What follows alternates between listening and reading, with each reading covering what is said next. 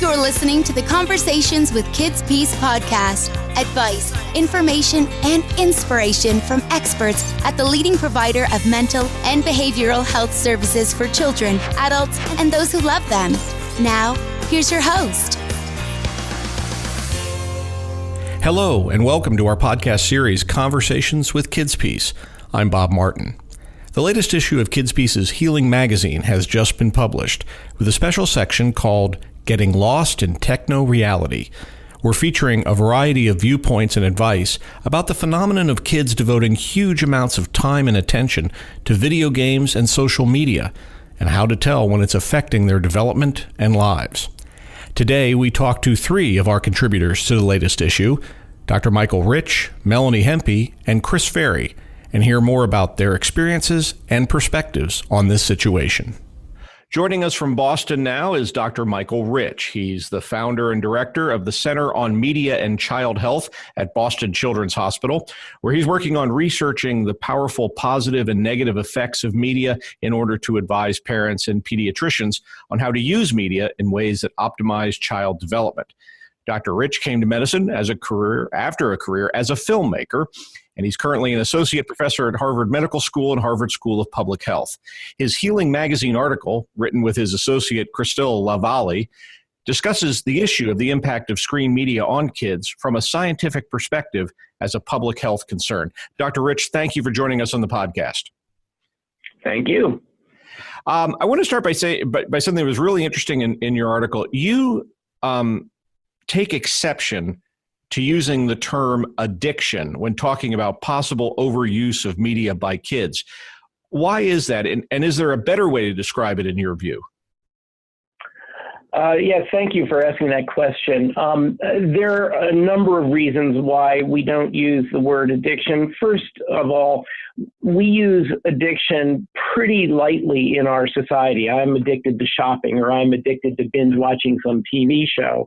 And the other end of that spectrum is that when we truly think about the word addiction or addict, we think of bums on Skid Row or junkies in a shooting gallery, not our 10-year-old who throws a hissy fit because he has to stop playing Fortnite and go to bed. And so I think that we have to really understand what's going on and use the nomenclature accurately and appropriately. In addition to this, with children, many of the mental health terms that are used with adults are not used for the simple reason that the child's brain is developing so rapidly and so comprehensively that you really cannot nail down a diagnosis as a fixed thing when you're dealing with the moving target of the child's developing brain.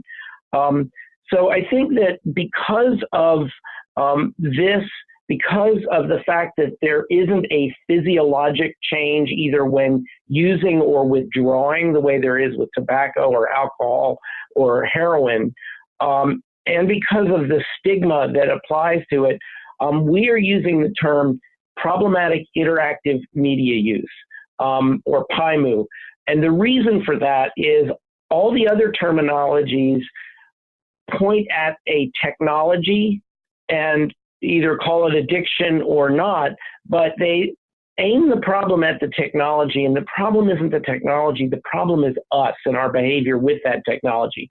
So we really want to focus on the use and the fact that it is problematic. And what is the issue here is not the technology, because we're seeing it with gaming, with social media, with pornography, with binge watching videos. It is the interactivity of that environment that is bringing out this problematic use. I think that brings an interesting question. How do you respond, given what you're saying there, given as you're looking at PIMU, how do you respond to those who advocate just denying kids access to social media and online games? Well, for a practical basis, as a pediatrician and as a parent, it just won't work.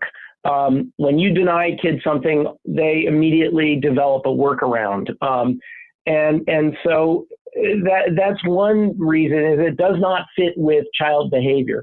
But another important reason is that unlike tobacco and alcohol and heroin, this is not something you can abstain from. These children need to learn to use the interactive space online to do their homework, to do research, to entertain themselves. But they need to learn to do it in a self-regulated way. And just as they need to learn to eat in self-regulated ways, or when they're old enough to use alcohol, to do that in a self-regulated way, our job is not to keep them away from it, which will be an impossible task anyway, but to help them learn to use it in measured and focused ways. Your article notes, too, that your research is finding an interesting possible correlation between obsessive screen use, or what you call PIMU, and other behavioral health conditions. Can you describe what you think is happening there? Yeah, it's interesting. Since the mid-1990s, there's been a lot of discourse and debate in the medical community whether, this is a diagnosis of first video game addiction and internet addiction. And this debate continues on. And I think that, interestingly, because we now have a dedicated clinic that is taking care of these kids and characterizing these conditions and treating them.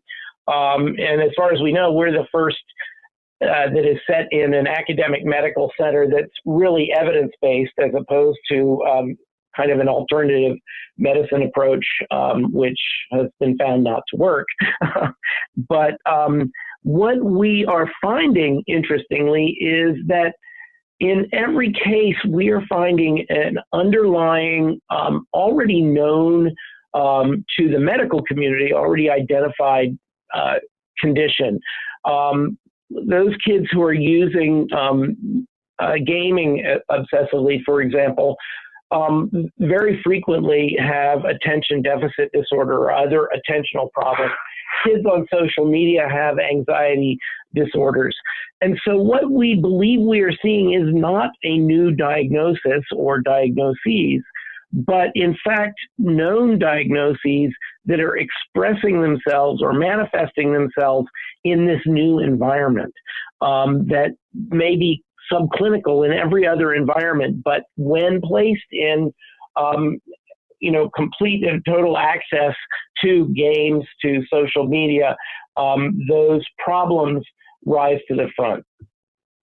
So it's almost that it's a symptom or it's a syndrome, not a condition of itself. Exactly. You took the words right out of my mouth.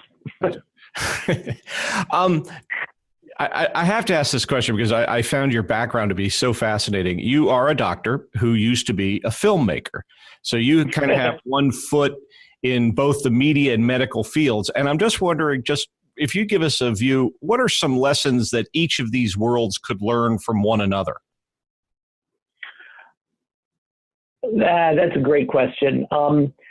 I think what the medical field can learn from film is that all of human communication, whether it is communicating a problem that you're having to your doctor, or whether it is dealing with an issue with your family, all human communication centers on the narrative, the story.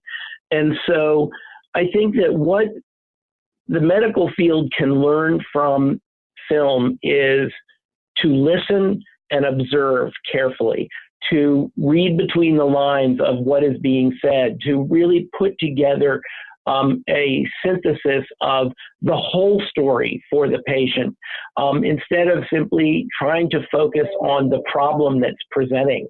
And so I think that issue is absolutely essential to being a complete doctor.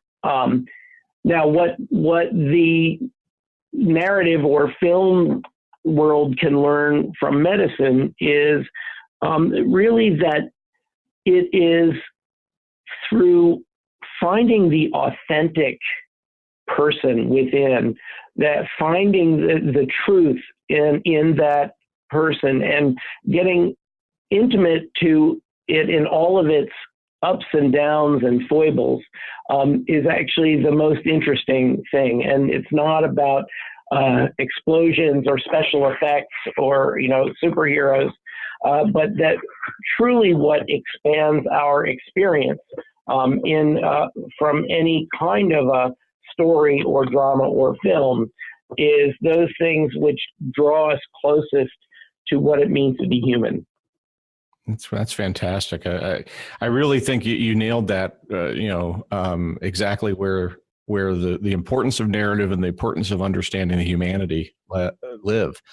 So, where do you see the center's work going, say, in the next 5 years? Well, we originally founded because what we were seeing is, and this was in the days where television was concerned, before the internet, mobile media, social media even occurred.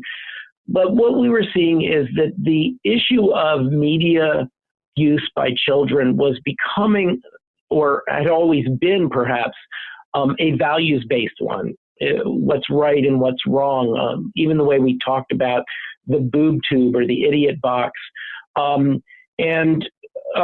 What happens when you have a values-based argument is, first of all, everybody's going to have a very different value set, and they will argue as long as you will let them, and they will walk out with the same value sets. But if you can shift the dialogue to one of evidence of how we are changed by the media we use and how we use them, then you can come together with consensus around facts. And so part of our central mission has been to reframe this as a public health issue. And in fact, now that we are surrounded by screens and using them constantly, it's truly an environmental health issue. Media are like the air children breathe. So really what I'm hoping to do, and is starting to happen, is to move this out of the polarized discourse of blame and shame, where media producers and tech, producers are the bad guys doing bad things to kids, and are, for good reason, strongly protecting their freedom of expression, to one where we can look at the facts, positive and negative, about the media we use and how we use them, move out of that blame and shame atmosphere, get into a big tent together and have all the stakeholders work together to create a better environment. So what I am hoping is that we will be seen as a safe place for the Googles and Facebooks and Apples of the world to come to us and work with us to develop product and applications that are built as strongly on the science of child development and child health as they are on engineering and information science. So that we are actually creating a second bottom line for those who make technology and media. And that second bottom line is the improvement of ourselves as individuals and as a society. That sounds extraordinarily exciting, and I certainly wish you the best with that. And thank you for being with us today. We end each of our interviews on our podcast with our guests offering what we call a life hack. Now, we define that as like a piece of advice or a tip on how to do some task around the house better, or maybe just some inspiration that you find helps you get through the day. So, Dr. Rich, what's your life hack for us? I think for all of us, the issue with the media in our lives is not just what it's doing to us, but what we are not doing because we are doing it. And so my life hack would be to be fully mindful of our behavior, both with media and in all behaviors, understanding what we are giving up to be doing this, as well as what we are doing with it. So be mindful, and most importantly, be present. for yourself and for those around you. And one of the problems with our smartphones is it causes us to be connected around the world, but disconnected with those closest to us. Okay. Dr. Michael Rich is founder and director of the Center on Media and Child Health at Boston Children's Hospital, and his article, Children's Environmental Health in a World of Screens, is in the spring-summer issue of Healing Magazine. Dr. Rich, again, thanks for joining us. Thank you for having me. A quick note, if you've downloaded or subscribed to our podcast through iTunes, please don't forget to rate us and write a review there. We now welcome to the podcast on the phone from Charlotte, North Carolina, Melanie Hempe. Melanie is a registered nurse and the founder of Families Managing Media, an organization dedicated to helping parents reset their child's screen habits and reconnect their families. Her article on FMM's work and the lessons she's learned is in the latest issue of Healing Magazine. And Melanie, thanks for joining us. You're welcome. Happy to be here. Now, Melanie, you note in your article in Healing that an important turning point for your efforts was the first public meeting you put together in this subject of screen and gaming addiction. Can you describe that scene, what happened there? Yeah, it was very unexpected. I'll be honest with you, Bob. I had been struggling a lot, as you know from the article, with my oldest son. He was having a lot of trouble with his gaming addiction, went to college, did not finish his first year. He did not finish all his classes, came home. And I started doing a lot of research on what happened to him. I went around the country, actually, and talked to a bunch of doctors and neuroscientists and child development specialists. And for the first time, I realized that you could actually be addicted to a screen. Like, who would have known? So what happened was we had been at our school. We had worked with a counselor at our school, and we were very close to some of the folks there. So I just mentioned maybe we should have, a meeting, and I could talk to some other parents that might be struggling with this because, I was okay being the only one, but it was kind of lonely thinking, oh my gosh, I'm the only mom out here struggling with this. So I put a little flyer up that was not even an email. It was just a flyer on the bulletin board, which, those things generally don't get a whole lot of attention. And lo and behold, we had over 120 people come to this first meeting. And I mean, we were trying to meet in the science lab and we couldn't even fit. And so the principal was like, oh my goodness, so many people are struggling with this. And so that was sort of a real eye-opening thing for me at the time, that it was a very private struggle that parents were having with not knowing, what to do with their kids. At that time, it was their boys on video games. And it's interesting you mentioned that, because I think we see that so often. The families are dealing with something. They're not really sure what they're supposed to do or what kind of options or resources are available. And then someone like yourself takes the initiative to say, hey, we're going to talk about this. And all of a sudden, all these other families are comparing notes going, yeah, we have the same concerns. And that must have been very affirming for what you were going through. Yeah, it was very affirming, and it was very sad at the same time, because, it was definitely, I knew I was onto something, and I knew that parents, that we just needed more information on this.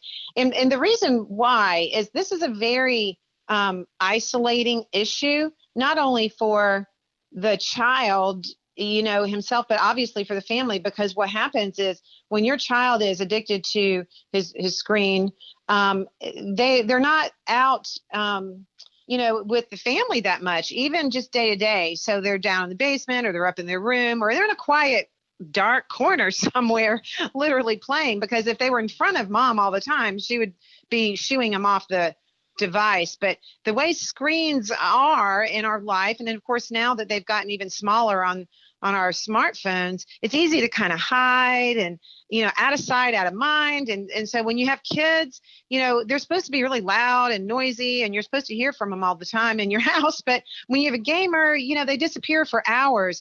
And I feel like this is so out of sight, out of mind, right? So mom just thinks, well, at least they're not getting in trouble, and, I guess they're okay. But then until you see a flyer at your school that says, hey, is your child addicted to his video game? Now all of a sudden you're thinking, oh my gosh, that could be what is going on. I think parents know deep down in their gut. I think they know that there's something wrong. But whoever thought that you could be addicted to a video game? I sure didn't. And they didn't, I didn't learn this in nursing school. And so I had no idea.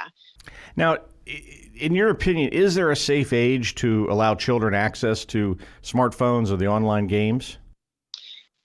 No, there's not like one safe age. However, there's a very good way to determine when your child is ready. And that is just by looking at their other skills, their social skills, their life skills. You can tell a maturity of a child by how much responsibility that he's taking. And by that, I mean, are you still having to remind him every day to brush his teeth and change his clothes? And I mean, are you still cutting his meat at dinner? Are you reminding him every day to walk the dog? These are all signs that your child is not mature enough to control even their most basic functions in their life. And there's nothing wrong with them. I mean, we know a child's brain is not fully developed till they're 25 years old. So it's a process. No amount of parenting, no amount of intelligence really changes that maturity. So you can have a very intelligent child, but they still are not mature enough to know when enough is enough and when to get off the screen. There's nothing intrinsically wrong with screens. It's not like, they're all bad. That's not it. The problem is that they are very hard to manage because it is a drug. It's dopamine being released in their brain. It is a chemical. And if I had known that with my oldest son, I had no idea about all the physical effects.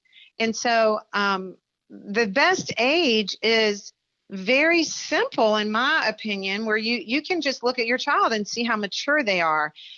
The problem is with games today, it's very different from where they were even 15 years ago or even 10 years ago. I mean, Pac-Man is nowhere near as addictive in the same ways as games are today, because we have, all the engineers behind it. They know how to keep their attention. So it's not as easy. It's not as easy as you think. And so the age, now I say the best age for a smartphone, honestly, is when you're ready for your child to view pornography, not when you want him to view pornography, but when you're ready and you feel like they're ready for that adult content would be the best age. So you can do the math.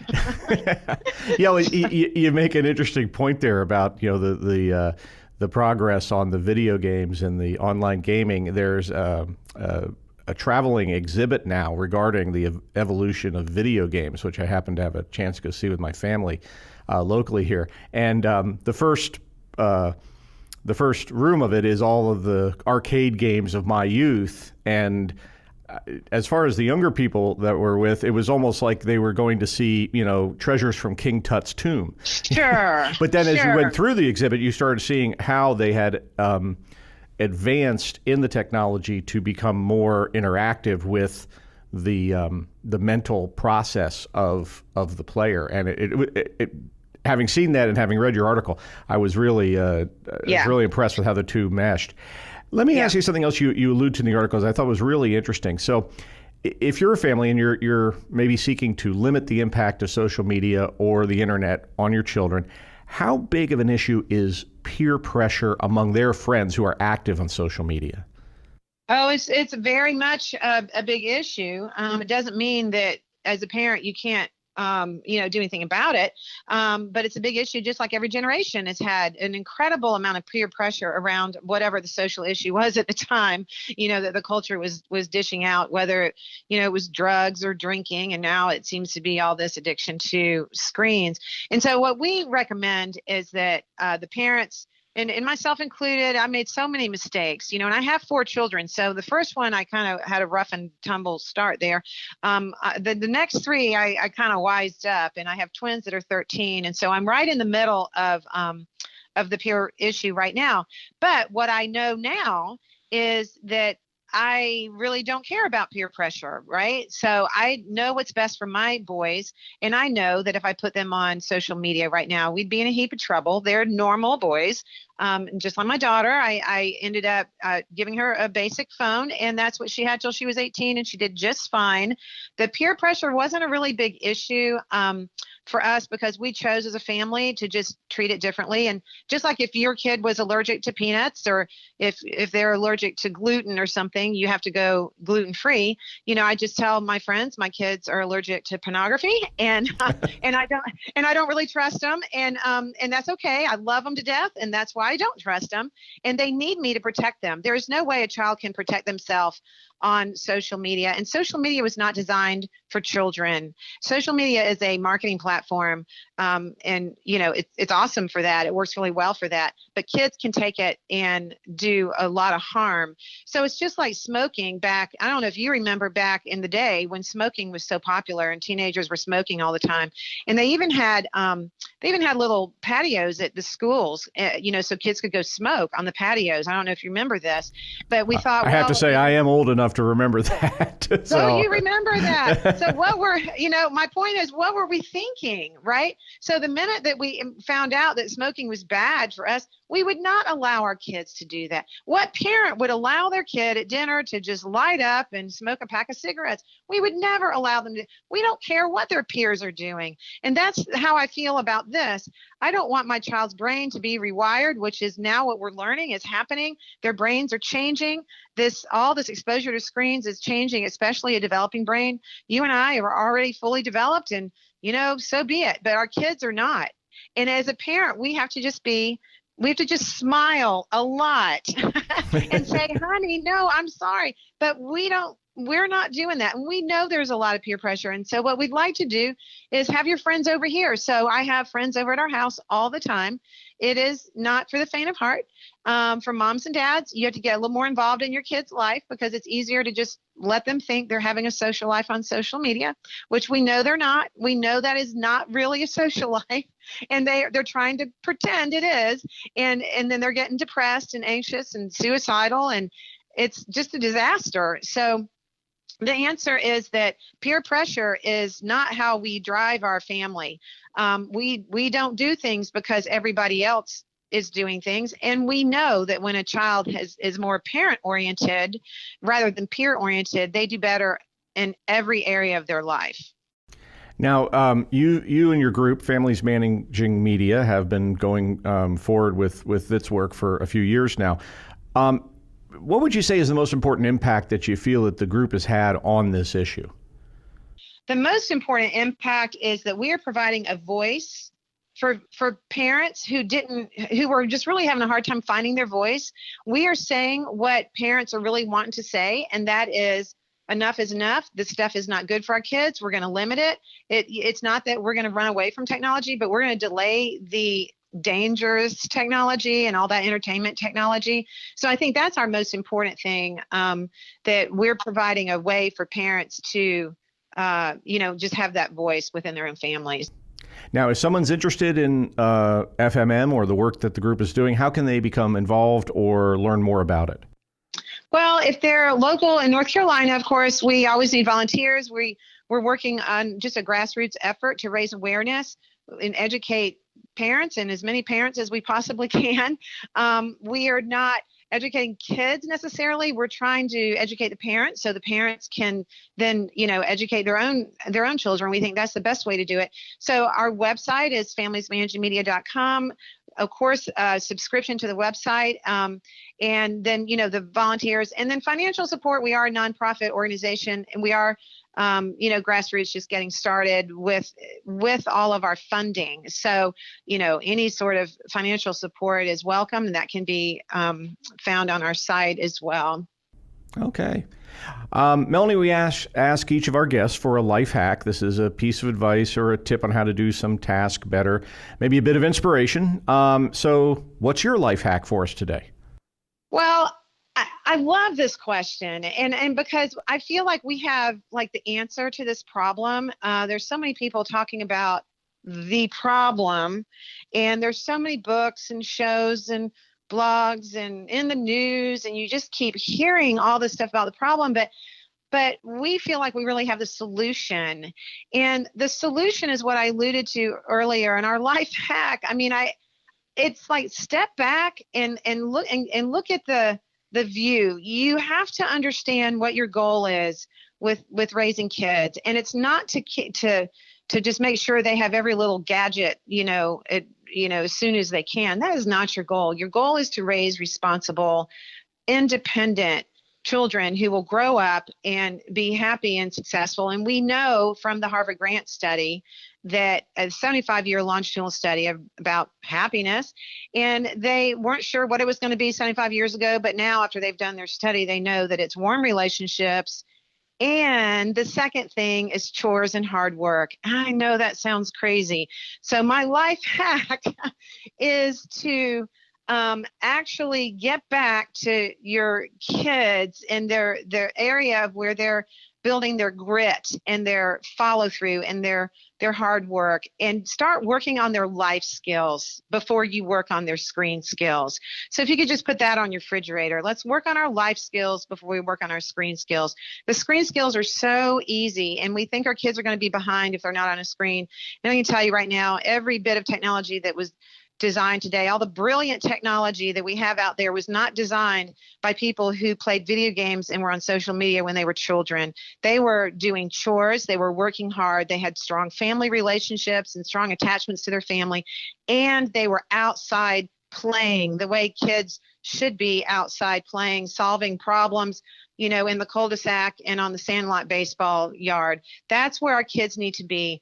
That's my life hack. Get them off their screen and get them outside and start building their life skills. They should be doing their laundry. They should be walking the dog and taking care of the cat and doing things around the house. Those are the things that we need to focus on. I know it sounds really kind of simple, but it's very profound once a parent starts to understand what their job is, to help their kids do life first before 5 hours of screen time a day. Okay. Melanie Hempy's article, Rethinking Screens, Reclaiming Kids, is in the spring-summer issue of Healing Magazine. And Melanie, thanks for being with us on the podcast today. Thank you so much. Thank you.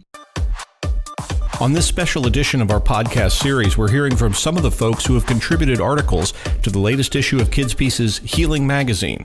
Maybe you'd like to be among that group. If you're involved in caring for children with mental or behavioral health concerns and have an idea for an article for our magazine, please email us healing@kidspiece.org. Finally, we welcome back to the podcast Chris Ferry, Executive Director of Kids Piece's Pennsylvania Community Programs. When Chris shared with me his family's experience with what he called cyber detox, I knew we had to capture that for this special section of Healing Magazine. Chris, thanks for joining us. Before we go any farther, I have to say congrats are in order, as you are our very first repeat guest on the Conversations with Kids Piece podcast. Oh, fantastic, Bob. I hope I get some kind of plaque. Well, we're going to let you. You're going to have to bask in that glory a little bit later, because we do want to get to our questions here. Because I really want to get first to the motivation behind the creation of the No Electronics Tuesday at your house.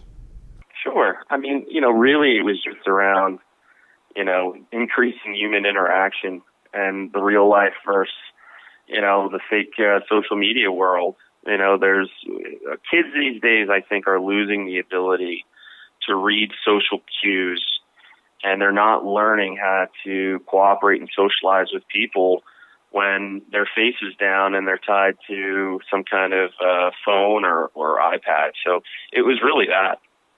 Now, on the other side, do you think that it has an effect in making your kids more knowledgeable consumers of the online and social media content?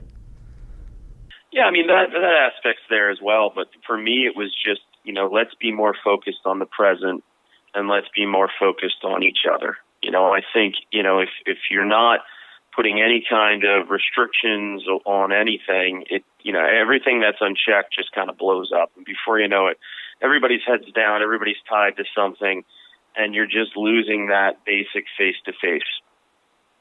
Was there resistance to implementing this among the members of your family?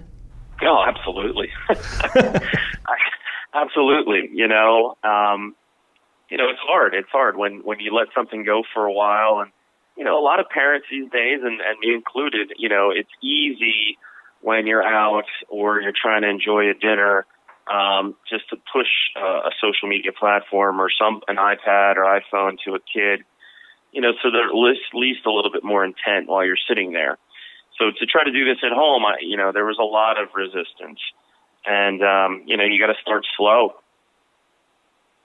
Well, that leads me to a question. I mean, in addition to that, is there other advice that you might give to parents who would want to follow your example and adopt a no electronics day in their own household? Yeah, start off with, simple things like, every time the food comes out, whether or not you're out somewhere or you're at home, electronics go away. And then after a while, you want to introduce, kind of the second phase. And for me, it was, giving enough ample time. So, hey guys, next Tuesday, we're going to try this. And then explain the reasons why. We're going to try this because, I want to see your faces more. I want to talk more. I want to talk about your game more. I want us to interact more. And then be prepared to fight the battle for a few weeks. But after a while, once it's consistent, it gets easier and easier.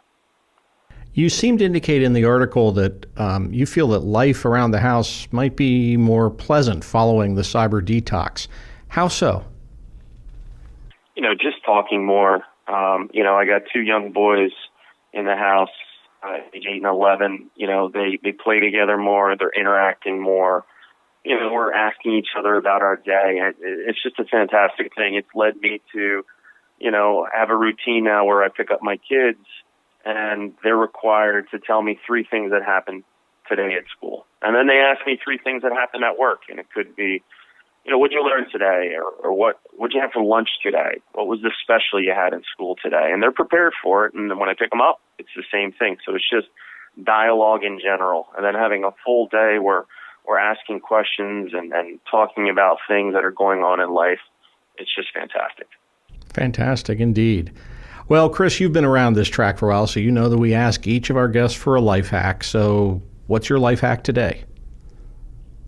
When things don't happen right away, just remember, it takes 6 months to build a Rolls Royce and 13 hours to build a Toyota. I have to say, we've just done a few of these, but you are definitely one of our front runners for best life hacks. I want to tell you that. I appreciate it. Always a pleasure having you with us, my friend. Chris Ferry, Executive Director of Kids Peace's Pennsylvania Community Programs. Healing Magazine is published by Kids Peace twice a year and provides practical clinical advice for parents and children's professionals. The spring-summer issue of Healing Magazine is out now. You can see an electronic copy on the website www.healingmagazine.org. At that website, you can also subscribe to the paper edition of Healing. Thank you for joining us and listening, and we look forward to having you join us again for more Conversations with Kids Peace. Take care.